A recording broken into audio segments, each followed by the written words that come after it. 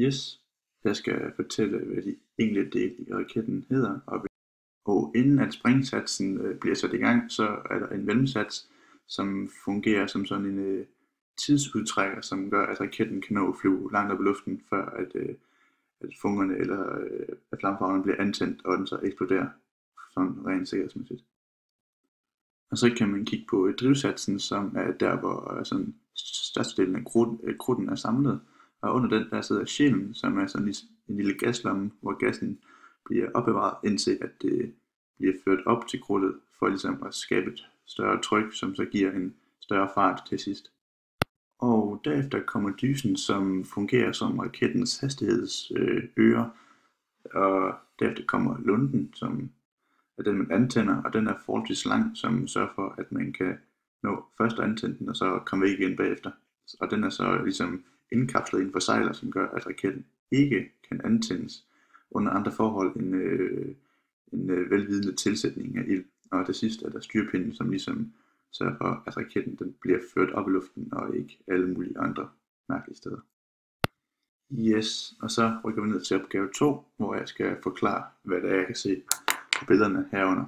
Og der kan jeg altså se, at der er 5 forskellige farver, som er henholdsvis calcium, kobber, natrium, kalium og lithium. Og grunden til, at disse grundstoffer har forskellige farver, er fordi, at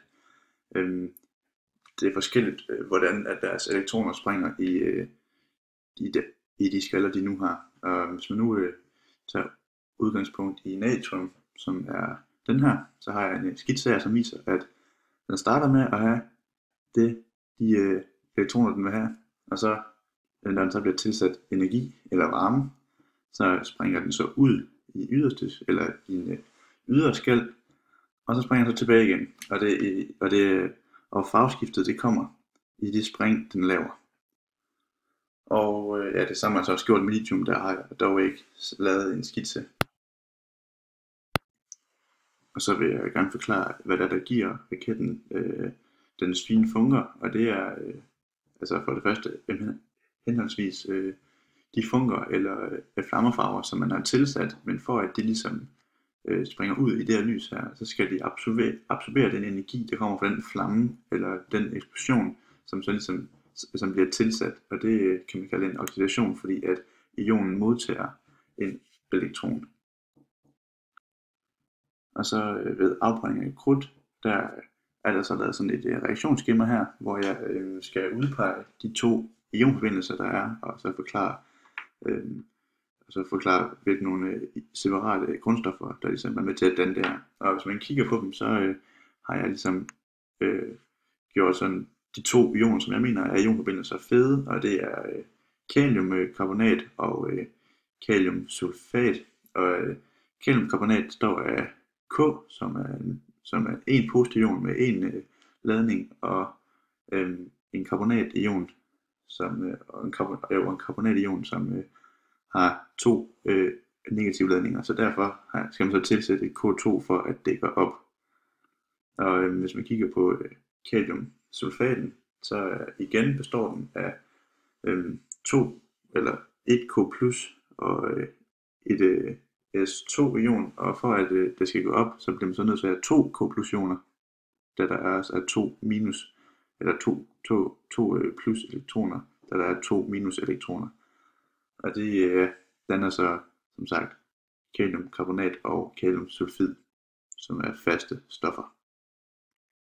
Og så er spørgsmålet så, om svovl er blevet oxideret eller reduceret i reaktionsskemaet, og man ved og fundet ud af, at teoretisk set så er en reduktion, når en ion afgiver en elektron, og en oxidation, det er, hvornår en ion modtager en elektron, og i det her tilfælde så er svovl, som er S, den er jo minus, så det betyder så, at den skal modtage 2 elektroner, før at den opfylder henholdsvis dublet- eller oktetreglen.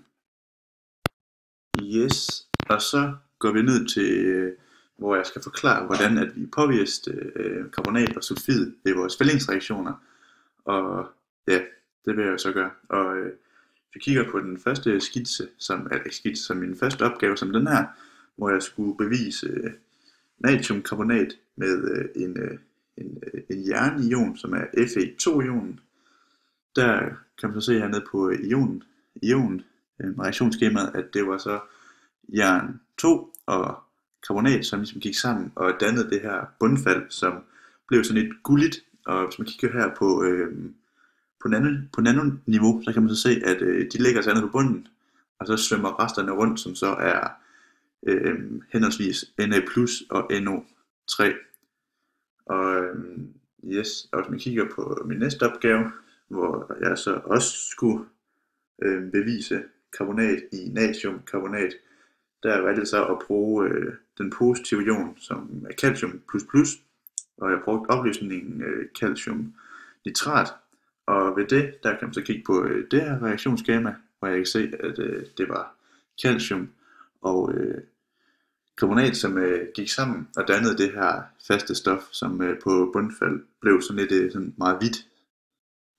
Sådan, hvad kan man sige, sådan gennemsigtigt, altså i hvert fald det mindst farvede stof. Jeg har desværre ikke et billede af det, som jeg kan vise.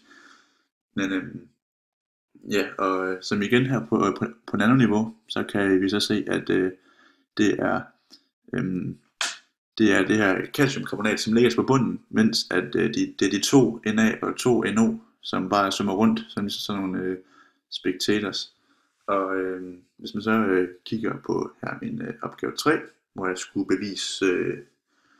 bevise sulfid i opløsningen natriumsulfid, der har jeg så valgt at skulle bevise det med den positive ion, jern 2 ionen, og valgt opløsningen jernnitrat. Og igen, hvis man kigger på makroniveau, så blev det sådan en lidt sådan dybere gul orange. Og igen, hvis man kigger på nanoniveauet, så er det tunge stof, som er jernsulfid, det her FeS, som ligger så på bunden, mens at der svømmer 6 Na plusser og 6 NO3 minuser rundt heroppe i det her felt, mens at bundfeltet det ligger hernede.